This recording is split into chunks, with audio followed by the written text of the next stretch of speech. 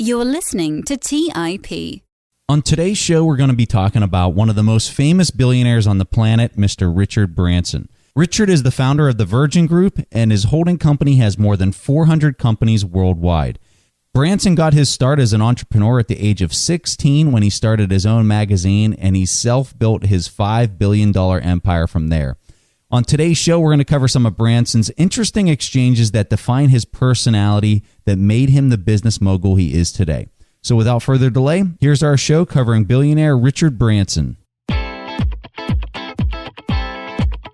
You are listening to The Investors Podcast, where we study the financial markets and read the books that influence self-made billionaires the most. We keep you informed and prepared for the unexpected.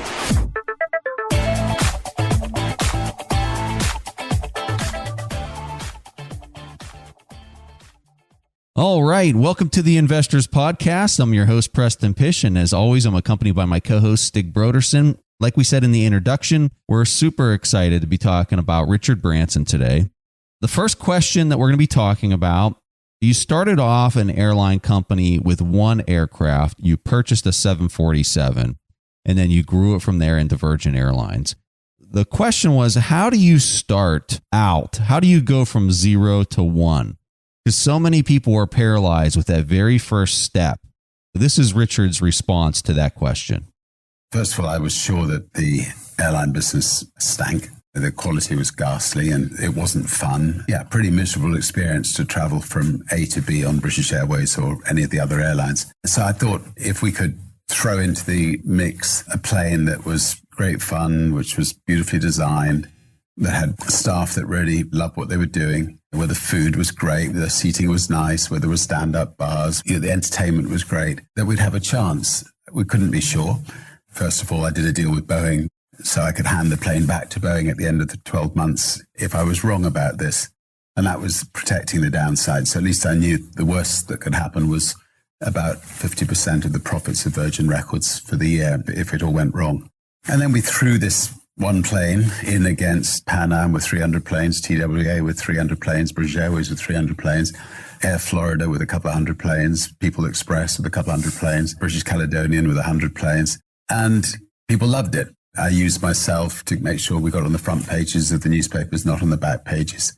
Come the end of the first year, we rang up Boeing and asked for a couple more 747s for Florida and for a couple more routes.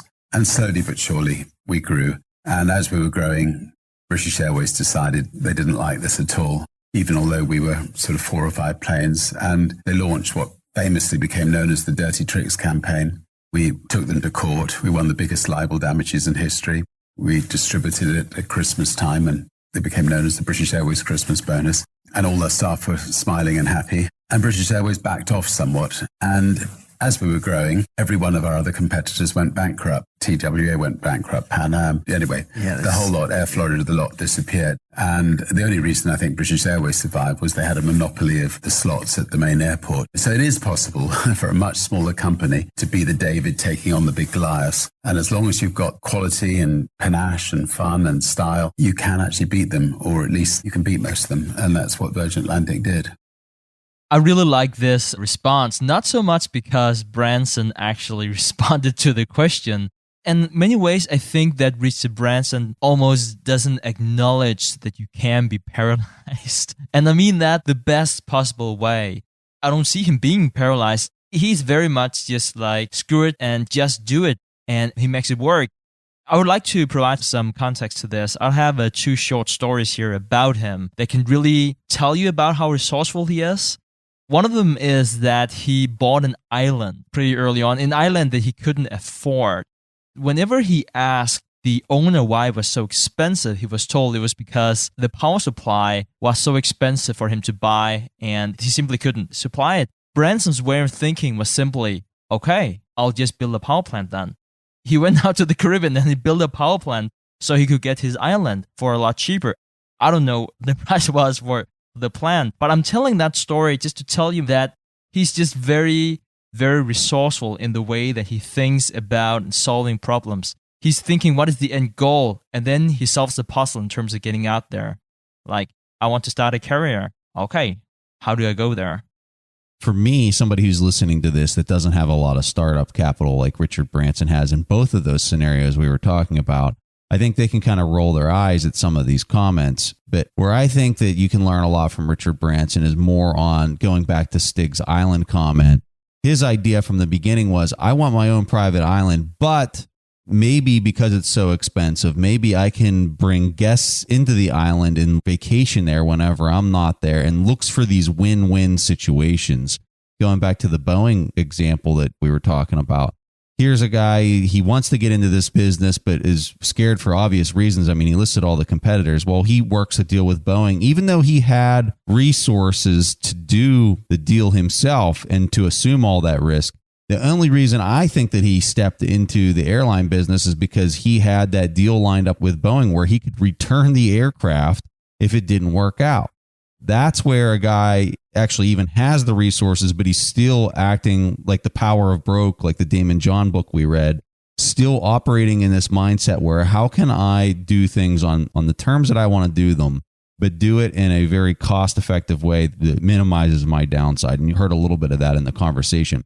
The first comment, Preston, that was about the thing you said about the island. It almost sounds like the first Airbnb, right? Like, yeah, I mean, that's kind of what he did, right? Yeah, it was like he wasn't living there for, how much of the year. So you could just rent it. And I think we even looked into that a few years ago, Preston. Yes, we did. Yeah, we didn't rent it though, but it was interesting to check out.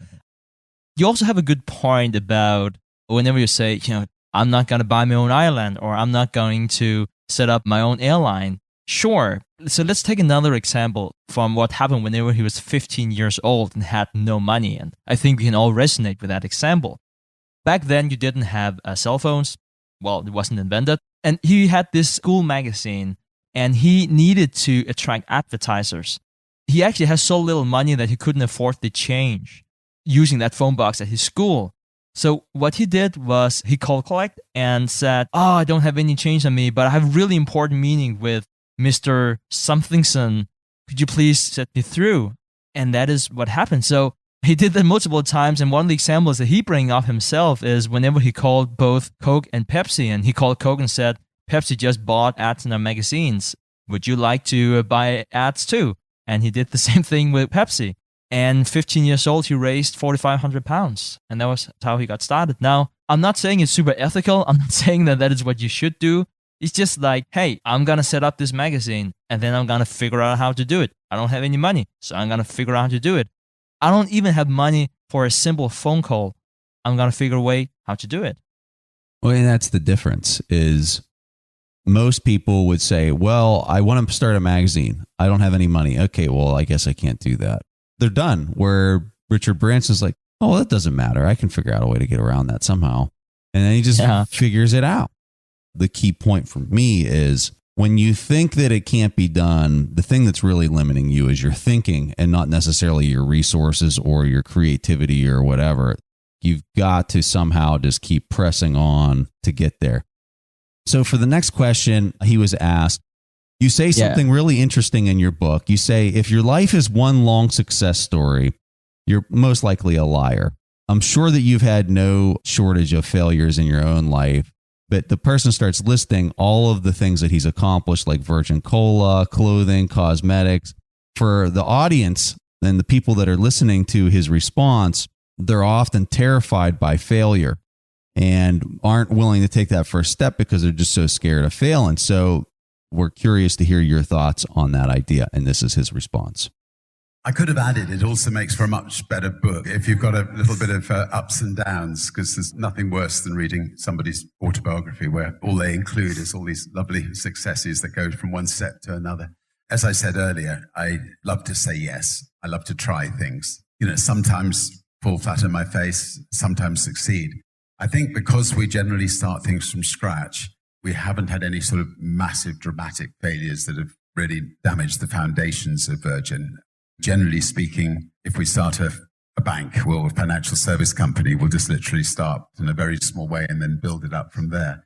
If we start an airline, we start with one plane and we build it up from there. Because we've created companies that are much better than our rivals, generally the public identify with them, and generally more often than not it's successful. Where we've come unstuck is where we've taken on a big Goliath Coca-Cola.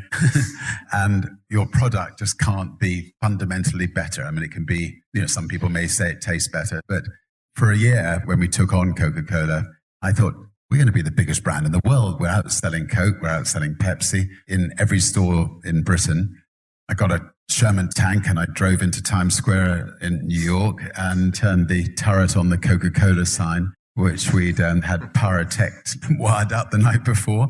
It looked like we blew up the sign. Anyway, Coca-Cola weren't amused, understandably. And and what happened, and I only found this out because about 2 years after, a new bank manager at Lloyds Bank in England invited me out for dinner, and she happened to be the woman who was behind this back at Coke 2 years earlier. She went in to see the chairman of Coke or the president of Coke and said, this little virgin brand, we got to take them seriously. They're outselling us in Britain, and like a bush fire, it could catch on. It could take us around the world. So he initially didn't take us seriously. Then a month later, he looked at the new set of figures. He then called her in and said, right, there's a DC-10 on the runway at Atlanta Airport. It's full of cash. It's full of squad teams. You're going to lead the charge. You're going to England, and I want you to snuff them out. Virgin Cola just disappeared from the shelves of Tesco's everywhere. It just suddenly disappeared. And we had no idea why people were taking it off. We would ring retailers and protest, and they wouldn't let us know. And it wasn't until 2 years later that we found out what had happened. Anyway, we were kneecapped. And the problem was that with British Airways, when we had similar thing, our product was better. So we survived. But with a can of cola, we lost that battle. The reason Stig and I played this is because we found that to be an interesting comment that he made about this competitive nature. And I think it just shows you how insanely competitive business can get, especially at even like macro levels with Coca-Cola going over to the UK with a wad of money to convince retailers not to carry a product. That's just crazy. Incredible story. And we thought it was a story that was worth sharing and interesting. So Stig, I'm kind of curious to hear your thoughts. That is one fearless gentleman taking on Coca-Cola itself. And I also like he's completely upfront about him falling flat on his face on that one. What I really took away from this and what I would like to communicate to the audience, especially if you have followed Richard Branson before and you might be intimidated in some way, you're feeling like, how can he do all that? How has he no fear of failure? It seems that is what he has. I would love to talk about personality types and also if you can do something about it and how to look at this. So I'm personally a huge fan of learning more about who you are and your strengths, but also your shortcomings. Specifically about one test, and we'll link to it in the show. It's completely free and everyone can take it. You can be so-called assertive or you can be turbulent. And if you are assertive, it means that you are typically self-assured, even-tempered, and resistant to stress. So that would be someone like Richard Branson, meaning you don't spend too much time thinking about past actions or choices and not what other people think of you. I wanted to address that because a lot of that is formed in your early years, and it's not always something you can change whenever you grow up. It's not something you can just be like, oh, Richard Branson doesn't care. Like he just starts in L and I want to do the same. I don't want to discourage anyone when I talk about this, and whenever I say that, a lot of this is fixed. This is purely empirical. It's sort of like this. If you were short, you can probably still be a good basketball player, but you just do not have the same advantages as someone who is 6'6" has. It's important whenever you're talking about that way of life, that way of taking chances, to learn more about yourself in terms of how do you react to failures, how do you react to the experiences life throws you. The reason why I also wanted to play this question was really to address that and to encourage people to do something that is fit for them and where they have their own strengths. This is not only something that I'm saying. I think as most people know, both Preston and I, we're heavily influenced by Ray Dalio in his book Principles. And this is one of the key takeaways I took from that book is he's testing himself and he's testing everyone on the team. I think they even have like baseball cards at Bridgewater in terms of pinpointing what is people good at and what they're not good at and what should that person do. I want to throw that out there. The website is called 16personalities.com, which has been immensely helpful both for me and for everyone on TIP. And it's heavily influenced by Ray Dalio. And I just wanted to bring that up here now. We're talking about Richard Branson in his own way, extreme personality, and why that's such a strength in terms of what he's doing. Hey, something else that I wanted to address in there, he was talking about how they always start a business from the ground up. It reminded me of a pretty famous book that we read a while back, and maybe we can have the link to it in the show notes. And it's called The Innovator's Dilemma. It's a book written by Clayton Christensen. I think he's out of Harvard, right? Harvard professor. Yeah. The main premise of the book is that when a company wants to start a new product or service that is really kind of outside of their lane, oftentimes the best way to go about it is to literally separate it from the business itself, give the manager who's ever identified to start this business full reins to start it from the ground up, and almost as if they're completely detached from the main company that's starting it itself. And I kind of get the sense, especially after this way that Richard Branson answered this question, that that's how he operates, is exactly what this book was recommending. Now, I definitely didn't do any service to the complexity of everything that Clayton Christensen lays out in this book, but that's a general premise. And it seems like Richard Branson has been naturally doing this since the very beginning. So just something else that I noticed in that comment. So for the next question, he was asked, you have more than 200 different businesses. How does this work? Are people coming to you with the ideas, or are you saying, hey guys, let's get into business X, Y, and Z? This is how Richard responded to this. I've literally come from frustration, and I think that's the best way for any business to start. Keep your eyes open. You have a notebook in your back pocket. You get frustrated. I mean, the reason we got into the hotel business, I've had a few too many drinks. I get to the hotel room. I can't turn the bloody music off. I can't turn the lights off. There's a list of about 300 things that you go through, and big hotels never get these things right. You're not quite sure how to turn the television on. The Wi-Fi, you just go through hell trying to get the bloody Wi-Fi on, and so it goes on. So out of frustration, we'll create the kind of hotel that I want to go to. They're sort of perhaps better known, and I suspect quite a few people know this story, but I'm going to tell it anyway. It's fun. I'd been away from home. I was 28 years old, and I was trying to get back to the Virgin Islands. I hadn't seen my lovely lady for 3 weeks, and American Airlines tell me that they're going to bump us all because they don't have enough passengers. And the 50 passengers that were there were obviously all distraught. They wanted to get to see their loved ones that night. So I went to the back of the airport. I hired a plane, borrowed a blackboard, and wrote Virgin Airlines as a joke, $39 one way to the BVI. And I filled up my first plane. And as we got into the BVI, the person on my left just tapped me on the shoulder and said, sharpen up the service a bit and you can be in the airline business. So it got me thinking, airlines do bump you. They were awful, absolutely dreadful in those days. And so the next day I rang up Boeing and I said, this is Richard Branson. I have a record company. I've got the Rolling Stones. I've got the Sex Pistols. I've got Phil Collins, Janet Jackson. Anyway, I'd like to buy a second-hand 747, please.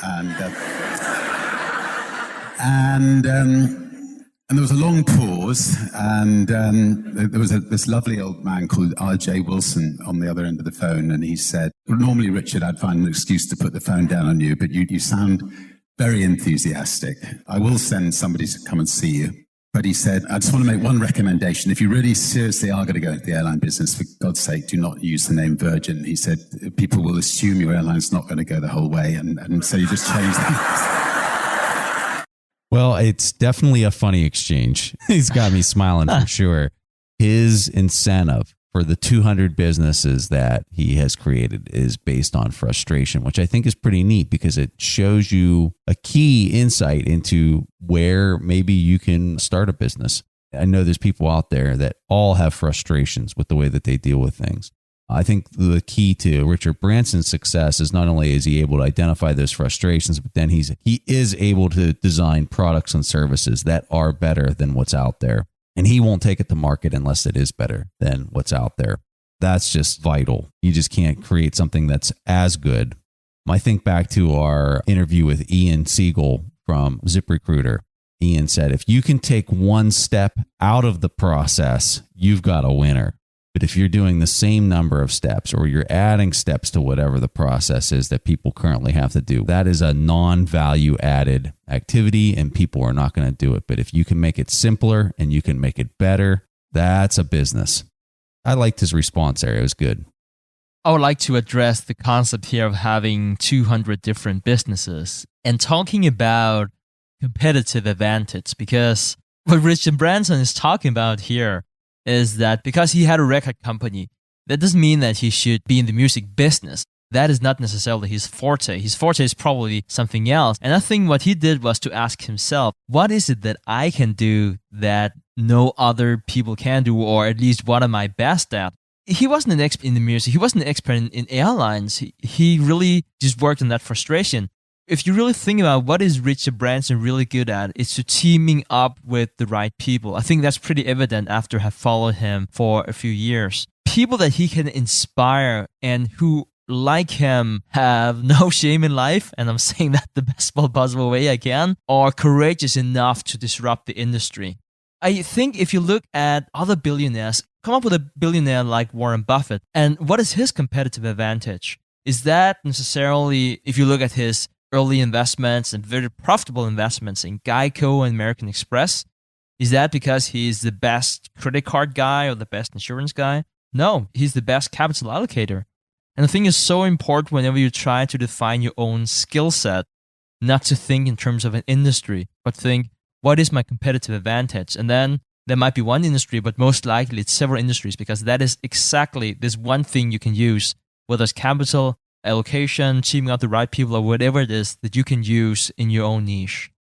We enjoyed talking about some of the Richard Branson stories. Quite fun. At this point in the show, we're going to go ahead and take a question from the audience. This question comes from Mo, and here's his question.